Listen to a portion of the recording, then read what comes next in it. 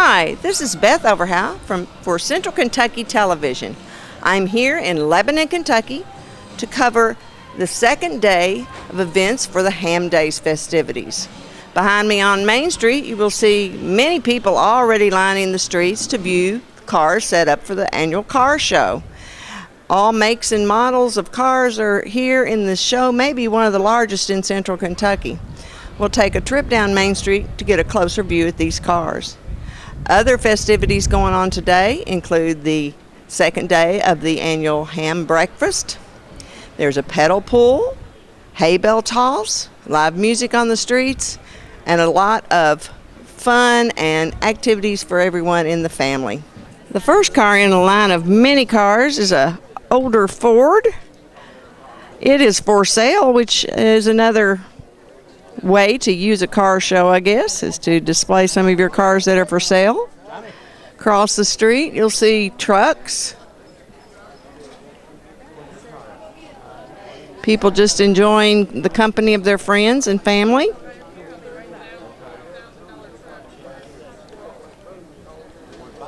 And we'll just do a walk along now and see what other cars are on display. There are so many people on the street today.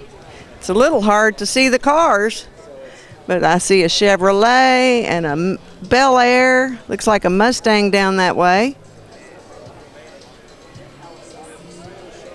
Of course, all the cars have their hoods open so you can see the engine. From this vantage point, you can see that the owners of these cars go to a great deal of trouble to shine their motors. Look how shiny those motors are. Get the hoods inside and out clean. Now there's a Mustang convertible, shiny and red.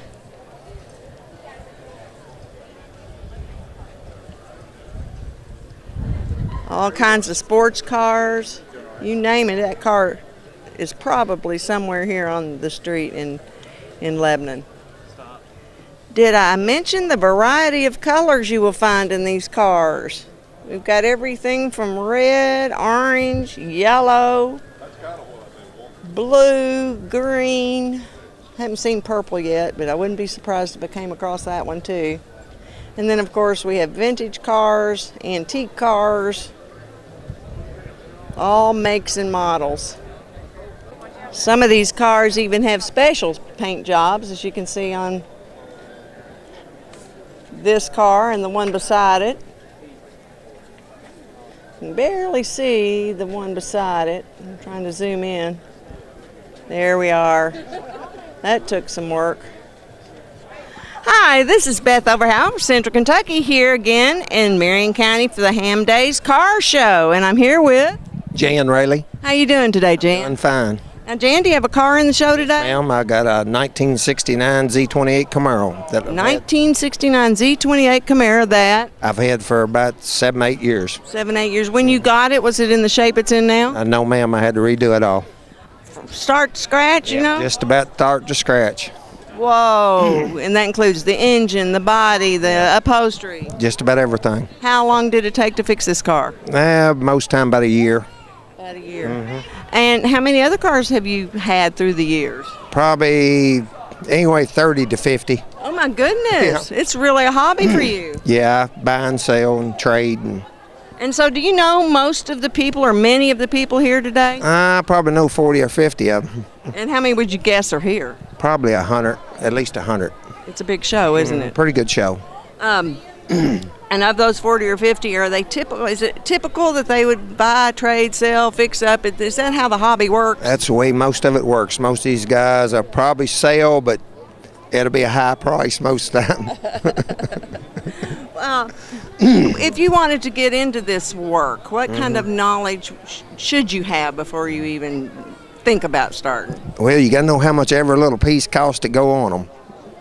You got to kind of figure that when you go to look at them, because a lot of them need stuff. And you need to know where to look to find those pieces? Yep, you need to kind of know what to look for.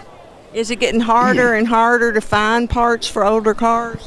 Well, you can find every piece for a lot of them, but it's high, and the work, if you can't do the work yourself, it costs a lot to fix one. Okay. Yeah. Is it possible to use car parts from other cars if you can't find the part you're looking for? Sometimes you can. Does that change the They're hard to value of the find. car? No, not really. Okay. Just so it runs. Yeah. Now, do you ever take your cars out for a joyride? Yes, I drive them out. I drove one to Louisville to a show last other week, 2 weeks ago. And I guess that's part of the fun of having that car, isn't it? I drive some of mine. Most of the time I drive them. Now, on the dash, sometimes I know the speedometer and the lights and dash work, that's something that goes wrong on everybody's car. Do you find that to be a challenge to repair? No, it's not as hard for me as these new ones. I can't work on these new ones no more. I know that when I want to get one little thing repaired, you know, Yeah. the cost for that is just amazing Yep, it sure is. because it's so difficult. Well, I know that you probably know and recognize every make, model, and type of car that's here today. There's one car just across the way. Maybe we'll get a shot of it in a minute. It looks like it's scraping the ground. Yeah, looks like a Chevrolet Dually to me, or a GMC. It's down on the ground. It's a hydraulic car, I Oh, guess. so it goes up. Up and down. Okay, Yeah, well, we'll get a picture of that, and maybe you can talk to me a little bit more about some of these other cars. I will try to. All right, thanks. Okay, thank you. Okay, here's the car we were talking about, and it looks like it's scraping the ground. Yep, that's a Dually of some kind, Chevrolet or GMC, I think. And it'll raise up when they get ready to go. Yep, it'll raise up and they can make it back end jump up or the front end jump up. Or Oh, it's a trick car. yeah, it's kind of a trick car. What if they forget to raise it up? You think that would They be a have to move it. Oh, okay. They It have won't go. No, they have to, or it'd be dragging. Oh, that's good. Now, how high do you think that car will go up, or that truck will go up? Probably 3 or 4 inches off the ground most time, or probably go up higher, but they don't drive it like that. Okay, and next to it we have a car that's in the works, I would guess. Yeah. I don't know. That's a little S10 Chevrolet. And they're probably showing it now, and then they'll show it later. And Some guys drive them like that all the time. well, why not? Then you don't have to worry about getting any dings in it. Yeah. They rat rod them. Is that what you call That's what they call them. it? Okay, and then next to it, what have we got? That's another little S10 Chevrolet. Yep, it's got hydraulics on it too, or something like that, because it's setting down too. Yeah. Then you got 3 or 4 of them here in a row. Sort of show how. A whole lot of guys are into that. Well, let's walk down a little bit more and we'll see what else we can see. Well, after filming the dually, the brown side, we were notified that the other side is the side that's been painted. And here you can see it's the one I mentioned earlier with the extreme paint job on it. I'm here with. Wesley Clark, And you're part of the owner of this car? Or? the owner, yes, of the truck. Of the truck. Let's call it the right thing. Yes, absolutely. So how much time have you put into it already? I started on it last year right after Ham Days, so a little over a year to get to where it's at. Wow, and by next year we should see the finished product. Yes. Absolutely. Yes. Okay. What gave you the idea to put the flames on it? Wanted something different and like the old style traditional flames. They are nice. They're Thank very you. nice. And we were talking about it being on hydraulics, but you corrected us on that, It's all air ride suspension. which is like airbags? Yes, exactly like airbags. And that's something. Now, is that the newest thing to do? Yes and no. It's been out for a little while, but it's slowly catching down this area. And how high will your car go up and down? It'll got about 15 inches of travel. Oh, that's pretty good. Yeah. Now, So I can go over all the natural speed bumps. right. Now, you wouldn't go riding in the dirty countryside with this, would you? It's got a ball and I haul cattle on weekends. No kidding. Yeah, come look at it. We haul See? cattle part times. With this car, with this truck? Yes, ma'am. Well, then it's practical, it's fun. It's- What a joy. Still makes money. And it still makes money. Well, that's something. That's really something. And I appreciate you taking the thank time you. to talk to me. Thank you. I appreciate it. I'm back here with Jan now, and we're looking at a car that's recently won an award. Isn't that what you told me? Yeah, it's a 1970 Cuda, belongs to Harvey Weatherton here in Lebanon, and he just took it to Keelan to the horse park up there, and I think he come in second place in his class this year. And it's a convertible. It's convertible. He built the whole car himself. Oh, wow. Wow, it's beautiful. What do judges look for when they're judging these cars? Just really to make sure they're what they was when they come out in 1970. Oh, so authenticity is very important. Yes, it is. You got to have all the right parts on it and everything. What about color? Did they have orange Yep. cars back then? Yes, ma'am, they did. Okay. They had bright greens and oranges, and that's the way they did them back in. I kind of wish they did today. Most cars you see on the road are white anymore. They've come back with some of these colors. That's awesome. And let's pan on around, and we're getting into some of the older models. Yep, that's I don't know if that's a Model T or a Model A Ford truck there. I'm not sure.